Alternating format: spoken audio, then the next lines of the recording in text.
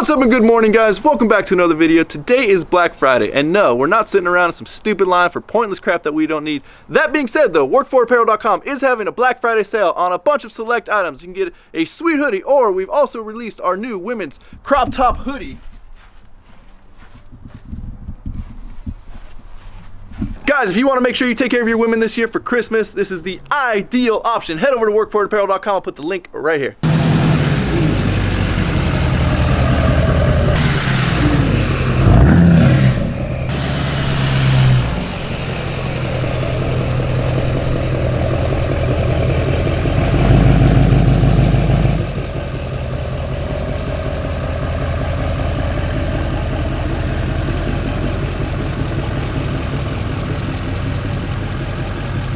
I think I found possibly the smallest parking spots I have ever seen.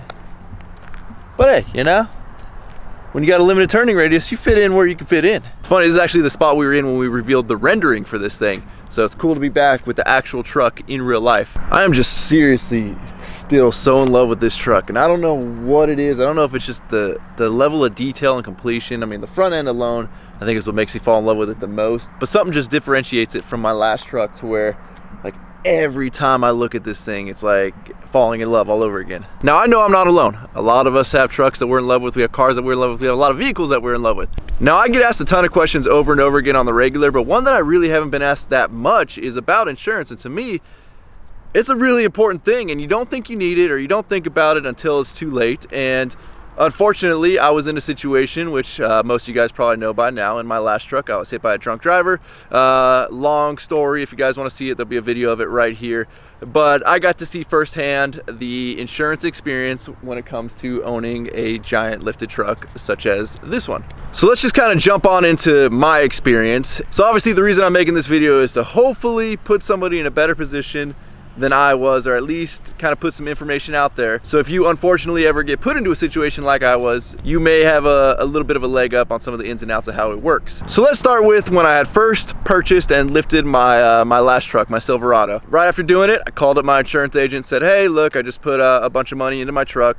You know, what do I got to do to make sure it's covered? And I'm sure you guys want me to name the insurance company, but out of, I would say respect, but more so, I don't want to get sued.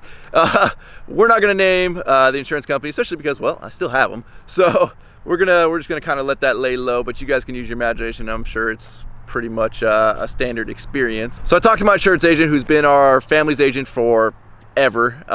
You know, my parents use him, I use him. My house is under him, my cars, everything that I've ever had has been under him. And he told me, don't worry about it, keep all your receipts. If anything happens, just be able to produce receipts and you'll be covered on whatever things you do to the truck. So, okay, that sounded easy enough to me, no big deal. I'll keep all the receipts, good to go. But of course, like everybody else, I never thought I would ever come into a situation where I would need to enact my insurance, especially in the totaling of a vehicle. But let's jump into the crazy night. Obviously, if you guys know the story by now, hit by the drunk driver, truck was totaled. There was a big police investigation, obviously, with the other person being drunk and there being a death involved. It was just crazy and chaos. So insurance couldn't get to my truck for, I think it was like 3 to 4 months, because obviously it was still involved in the investigation of the police impound. So once they finally got to the truck, I figured, all right, cool, everything's gonna be good.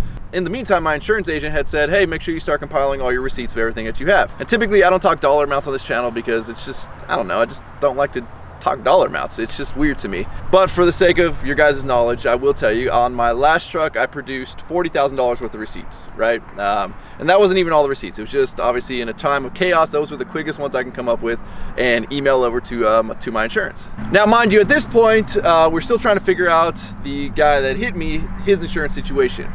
Nobody was sure. It was kind of wishy-washy as to whether they had insurance or what their insurance was or any of that. So I finally got a call from his insurance. And his insurance stated basically they said you're screwed. But what they told me was his insurance only covered up to $5,000 worth of damage. Like, that includes everything. When I was talking to his insurance agent on the phone, she's like, well, were any street lights or anything like that taken out? I'm like, yep.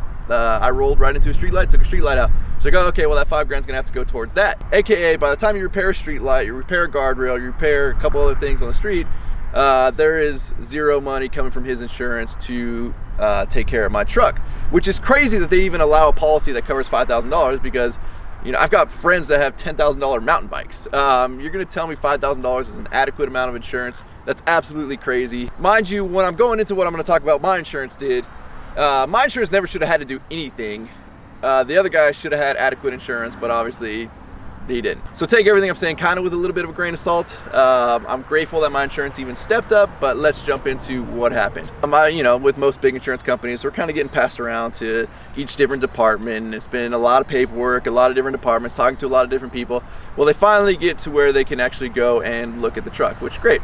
Okay, sounds good. They told me to expect a report in a few days on the valuation of the truck. So they give me a call back saying, hey, great news, we've got the valuation on your truck. We're ready to cut you a check today. And I said, okay, you know, what did we come back at? Now, mind you, we were talking just the truck, not the aftermarket accessories. And they came back at a fair valuation, and to me, just the truck alone, the valuation they gave me, like, that was adequate. It was a 3-year-old truck. I get it. So I was completely content with that. And they said, okay, great, we'd love to write you a check today, and then we'll handle the aftermarket stuff later, which to me seemed a little shady, and I didn't trust that they would handle the aftermarket stuff. So I said, nope, I want one check of everything all together. So I said, okay, well, we're gonna need you to resubmit those receipts, send them to this email, and then we'll have a third-party appraiser look at them. Now, if you guys are like me, you realize third-party appraiser, they may not be particularly a branch of the insurance company, but I can guarantee you that third-party appraiser gets sent thousands and thousands of jobs from this one insurance company, so you can kind of guess what favor they're gonna be in. Not mine. So I'm waiting and I'm waiting and I'm waiting, and finally I get the phone call saying, hey, great news, we've got the evaluation of all of your aftermarket stuff, and we'd love to present the numbers to you. So I'm thinking, okay, great. Obviously I'm not expecting to get every penny back. Honestly, I don't think I was expecting to even get half back of what I had spent on that truck. But to me, a fair evaluation like they had done on the truck is kind of what I was expecting coming. And boy, was I wrong. So they came back and said, hey, we value your truck at, you know, this amount, and then our third-party appraiser has gone ahead and looked over all your receipts, they've looked over the truck, and they've come back with a valuation for your aftermarket stuff. So, okay, what is it? We would like to cut you a check for $1,000 for all of your aftermarket stuff. $1,000.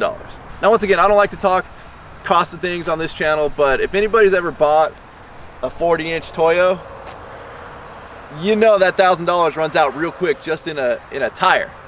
And they were trying to offer me $1,000 for the entirety of the aftermarket stuff I had done on that truck. Mind you, I gave them $40,000 worth of receipts, to which they came back at $1,000. So I said, that's absolutely crazy. I'm not accepting that. I would like to see that evaluation report.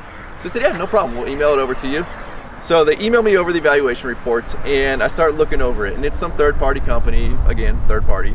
And the evaluations were absolutely crazy, right? So they had listed on there like window tints, 150 bucks. Okay, fair for, you know, used window tint. Toolbox, 350 bucks. Awesome. Yeah, that's about right. Lift kit 10 inches or more, 350 bucks. You're gonna tell me 10-inch or more suspension lift kit costs the same as a Home Depot toolbox? That doesn't seem right. Like, who came up with that evaluation? So at this point, I call the insurance company back and I say, listen, I am not accepting $1,000. That's absolutely crazy. I gave you guys 40,000 in receipts. If you would have hit me back with like 10 grand, you know, maybe we would have been talking just to kind of make it go away, but at $1,000, that's absolutely crazy. So they said, well, you've got a couple options. You could refuse. You'll have to hire your own certified appraiser. And he said that certification doesn't even exist, so good luck. And then then we'll go to mediation and we'll see what we can come up with. If you know me and you know that whole situation, I wanted this whole situation to just go away. It was the worst day of my life. It was the worst year of my life, and I wanted nothing to do with any type of 6-month mediation of the insurance company. And we all know how insurance works. They want your money every month, and then they're not there when you need them. And basically what they try and do is they try and tire you out, right?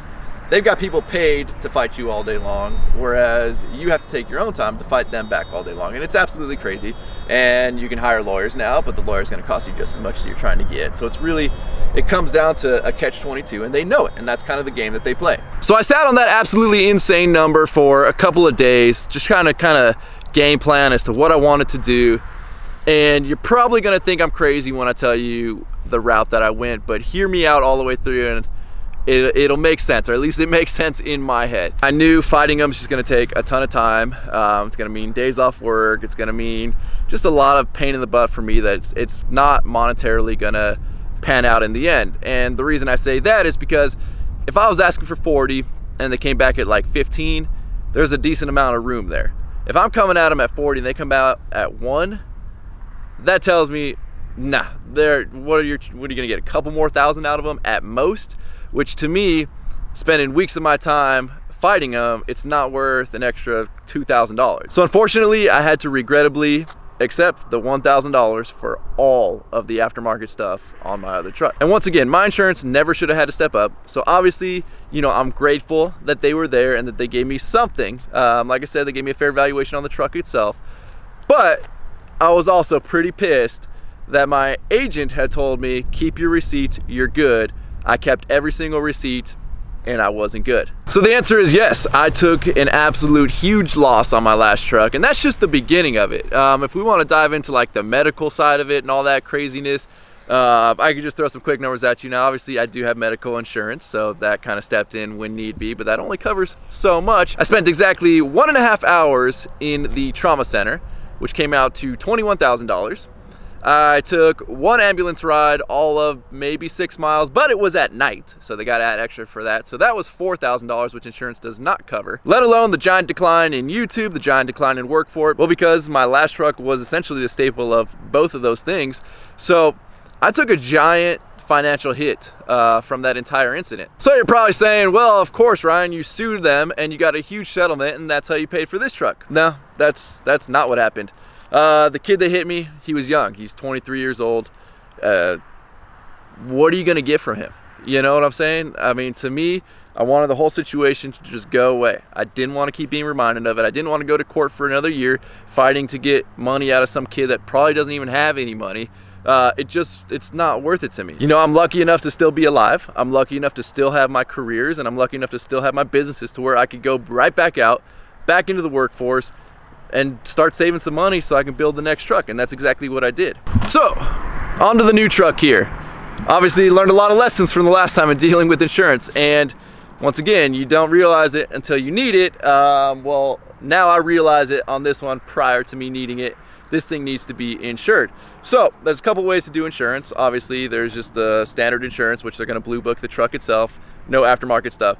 Then you get into like the classic car insurance and the higher end vehicle insurance, and they do what is called agreed value. So basically, you appraise the truck, you guys come up with a number you agree on, and then they insure it for that value. Now, I've got one insurance broker working on a solution for this truck, but I've called a bunch of classic car insurers that also insure heavily modified vehicles, show vehicles, that type of thing. And a lot of them require the vehicle to be at least 15 years or older, which to me doesn't make it a classic, it just makes it an old vehicle.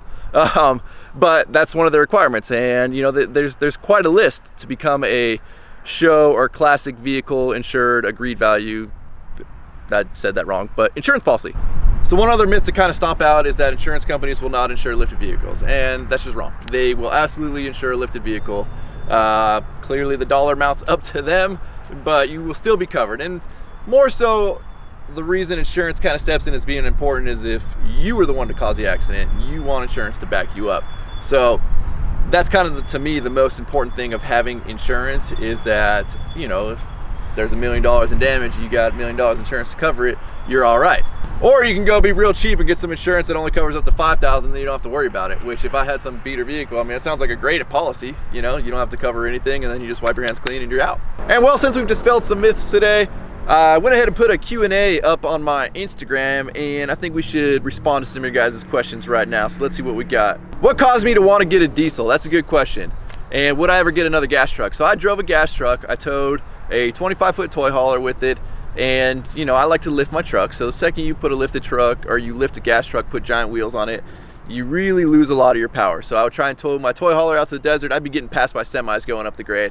It was absolutely miserable. So after that, I came back, and my next truck jumped into a diesel, and I will never go back unless I'm building some like pre-runner or something like that. Will I ever build another SEMA truck? That is a good question. I mean, the medium duty trucks are going to be coming out here pretty soon, and I am in love with those things as well. So I don't know, guys, maybe we're gonna be doing a medium duty Chevy build here in the future. Here's one. Are you ever gonna get back into the desert soon? I know we talk about it a lot in my videos and Eddie's videos, but right now I'm focusing more on investing some of my money instead of blowing it on toy haulers and Can-Ams, because obviously if I go buy a Can-Am, then I gotta buy a toy hauler, and now 100 grand's gone really quick, and yeah, don't have, I mean, you got toys to show for it, but at least for the end of the year, we're throwing our money into a couple more business ideas I have.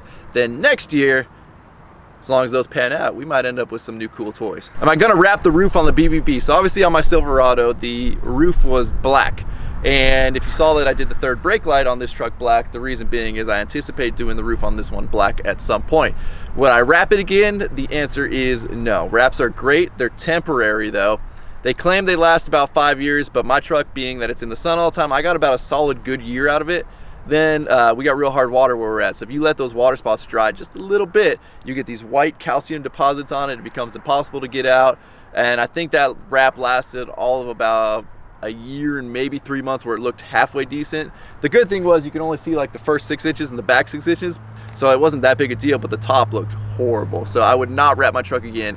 If we were to do it, it's gonna be paint. Here's a good one. Why did I choose bulletproof from the beginning? So obviously I'm guessing you're talking about the Silverado, and I had actually been eyeballing a couple other lift kits. I didn't really know too much about bulletproof, but I was looking at Cognito, and to me, I liked the double shock hoop look, right? So obviously the 2 shocks in the wheel well, and Cognito had discontinued their double shock hoop option. So for that reason, we started looking somewhere else, and then the guys at our presence were like, well, Bulletproof's been around forever. Would you mind checking them out? And I said, no, let's check their lift out. And so after putting Bulletproof on my last truck, it treated me right, they treated me right. So obviously they were up to the task of building the custom coilover conversion for this truck, so had to go with Bulletproof again. Jackson asked, why didn't you do a solid axle swap so you could be able to do air ride in the front? Reason being, I didn't actually plan on the truck going as far as it did already, even though there's still more to do. Cutting the truck up that much, throwing a solid axle swap under it was, to me, was more than I wanted to cut the truck up. Now, obviously, you know, I'm triple my budget, triple what I thought I was gonna do to the truck. So at this point, I probably should have, but to me, I mean, the front rides amazingly, the rear rides amazingly. Yeah, the whole truck can't go up and down, but the most important part of the truck going up and down is the rear end, that way you can load stuff. Here's a good one from Boosted Bones. He says, what other types of toys are you looking to buy after the BBB build is done? Now, one vehicle I've always wanted, ever since I was a kid, man, I've been on the hunt of one of these for a long time, and they just keep getting more and more expensive, is I would love to own a 69 Charger, and it would absolutely be painted up like the General Lee. I think that would just be the coolest car to have to drive around. I know that answers some of your questions about a sports car as well. You know, the newer cars are nice, but if you're gonna have something like rough and tough, I want some old American muscle, and to me, a 69 Charger is just, they're badass. That's where it's at. So I would love a 69 Charger. I would love to build some type of like flatbed tow rig of a newer truck. You know, I know I got the 7.3 and talked about putting a flatbed on that, but I think I would love to build like a tow pig truck, whether it be a newer GM truck, maybe even a Cummins, and then obviously, you know, Can-Am would be cool. But to me, if I were to really get back into the desert, you know, being that I'm older, I want luxury, I want some comforts, I want air conditioning, you know, I want to be fully surrounded, I want a windshield.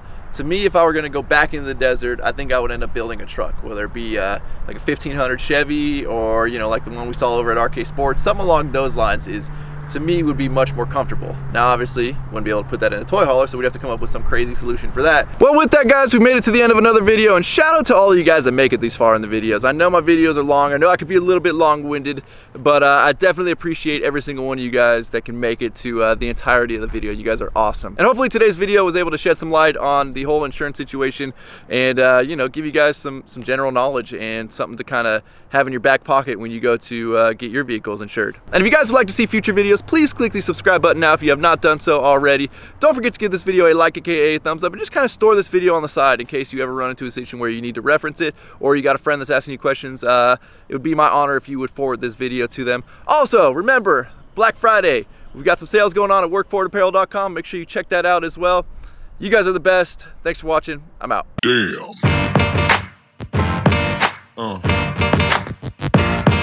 Yeah.